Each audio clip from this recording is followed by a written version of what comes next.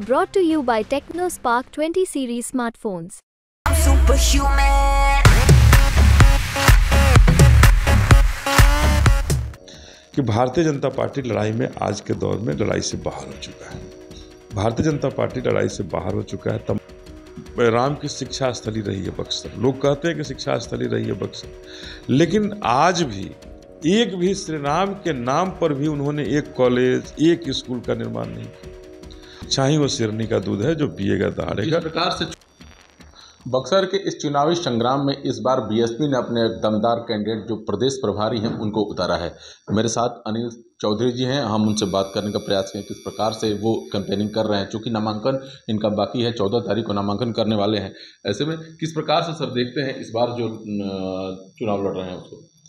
देखिए, हम जो चुनाव लड़ रहे हैं ये बक्सर के विकास के लिए चुनाव लड़ रहे हैं। बक्सर लगातार ठगा गया है।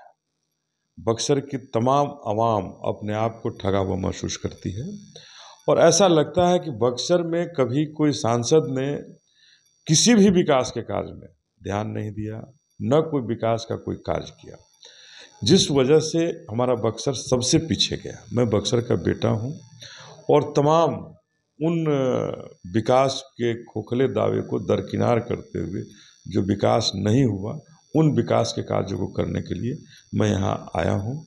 हम यहीं के बेटा हैं और निश्चित रूप से अपने बक्सर को सबसे विकसित देखना चाहते हैं। जो ट्रैक रिकॉर्ड है वो बताता है कि लगातार लोकसभा का चुनाव आपकी पार्टी से कई दफ़ा लोग लड़े लेकिन सफलता हासिल नहीं हुई। इस बार कैसे सफल होंगे?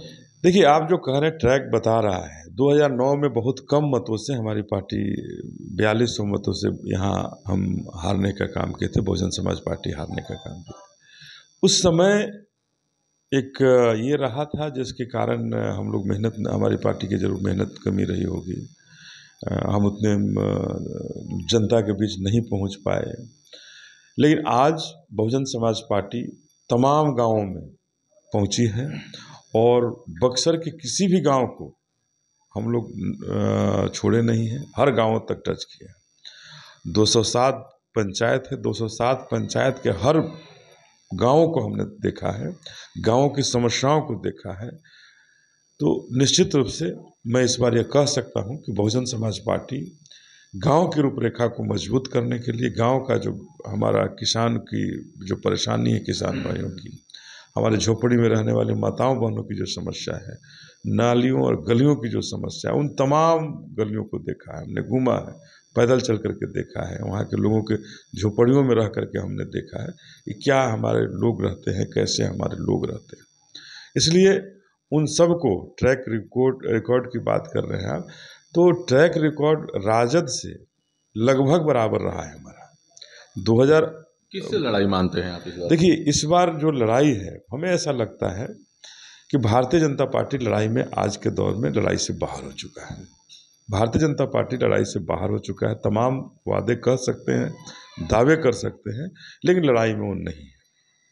लगता क्या है कि मतलब कौन से वादे और मुद्दे हैं जिसको लेकर आप जनता के बीच जा रहे हैं और कहेंगे कि नहीं भाई, इस बार बीजेपी को नहीं, आरजेडी को नहीं, हमें वोट कीजिए?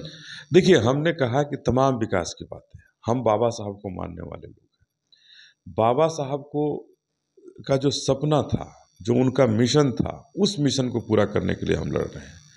बहुजन समाज पार्टी बाबा साहब के मिशन को मजबूत करने के लिए, उनके मिशन को पूरा करने के लिए लड़ रही है।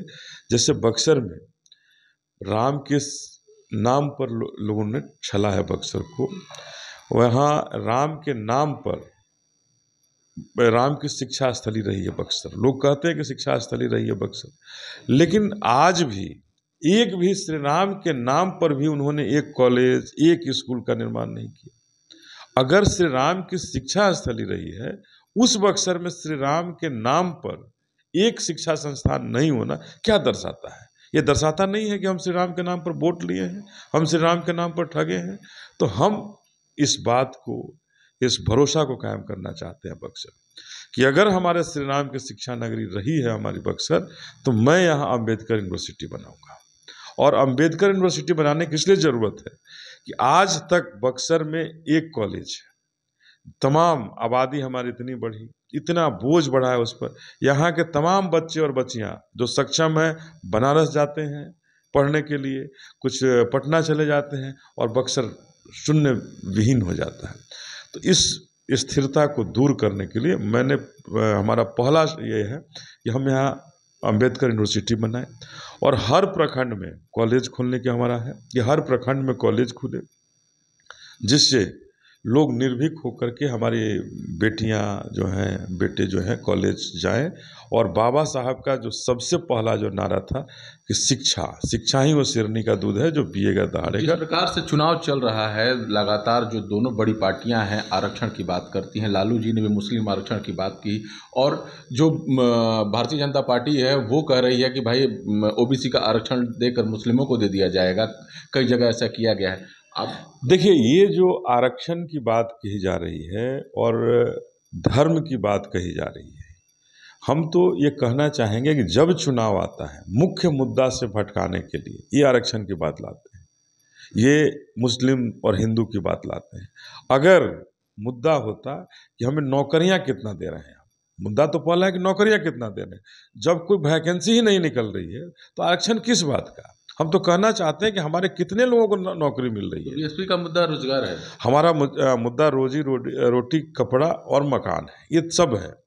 कि आज जब हमारे युवाओं के लिए बक्सर में एक उद्योग नहीं है, एक चौसा थर्मल पावर लगा, उस चौसा थर्मल पावर में यहाँ के स्थानीय कोई नौकरी नहीं करते हैं, ये कैसी व्यवस्था है। यूपी में आप काफ़ी मजबूत रहे हैं, लेकिन इस दौर में देखा गया है कई दफ़ा आपकी पार्टी पर बी टीम, भाजपा के बी टीम लगने का आरोप लगता है। अखिलेश यादव बोल चुके हैं, कई कांग्रेस के बड़े नेता बोल चुके हैं।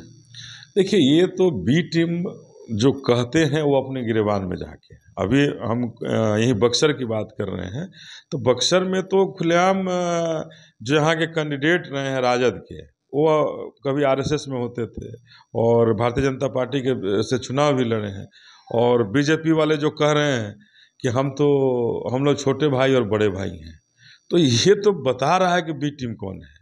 ये राजद और बीजेपी यहाँ आपस में ही ए टीम और बी टीम बन रही है, लेकिन लड़ाई बहुजन समाज पार्टी लड़ रही है। और निश्चित रूप से मुझे भरोसा है, बक्सर के तमाम अपनी की बात कर रहे हैं, तो बक्सर में तो खुलेआम जो यहाँ के कैंडिडेट रहे हैं राजद के, वो कभी आरएसएस में होते थे और भारतीय जनता पार्टी के से चुनाव भी लड़े हैं।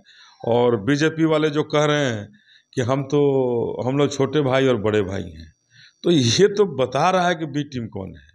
ये राजद और बीजेपी यहाँ आपस में ही ए टीम और बी टीम बन रही है, लेकिन लड़ाई बहुजन समाज पार्टी लड़ रही है। और निश्चित रूप से मुझे भरोसा है, बक्सर के तमाम अपनी माताओं बहनों पर भरोसा है, अपने जो अभिभावक हैं, भाई हैं, वो बक्सर के विकास के साथ होंगे। और इस बार बहुजन समाज पार्टी इस विकास के कार्य को करने के लिए तेज़ी से बढ़ी है।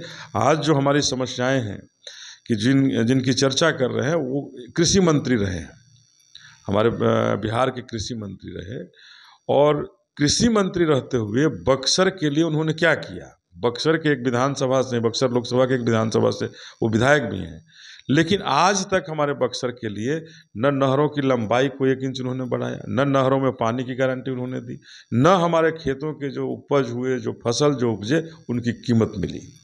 आज हमारे लोग यहाँ बहुत ज़्यादा लोग सब्जियां उपजाते हैं, एक भी कोल्ड स्टोरेज नहीं बनना, एक भी हमारे बक्सर में कोल्ड स्टोरेज नहीं रहने, जिसकी वजह से करोड़ों अरबों की सब्जियां खेतों में छोड़ दिया जाता है।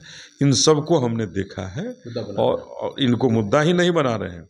अगर हम जीतते हैं तो इन पर काम करके अपने किसानों के हक और हकूक़ को उनको दिलाने का काम करेंगे। तो बीएसपी की ये प्रदेश प्रभारी हैं अनिल जी थे, जो बता रहे थे कि न कोई आरक्षण का मुद्दा है और न कोई धर्म की राजनीति है। इस बार जो बीएसपी है वो विकास की राजनीति कर रहा है और बक्सर में विकास की राजनीति को लेकर वो जनता के बीच जा रहे हैं। बिहार तक के लिए बक्सर से पुष्पेंद्र पांडे।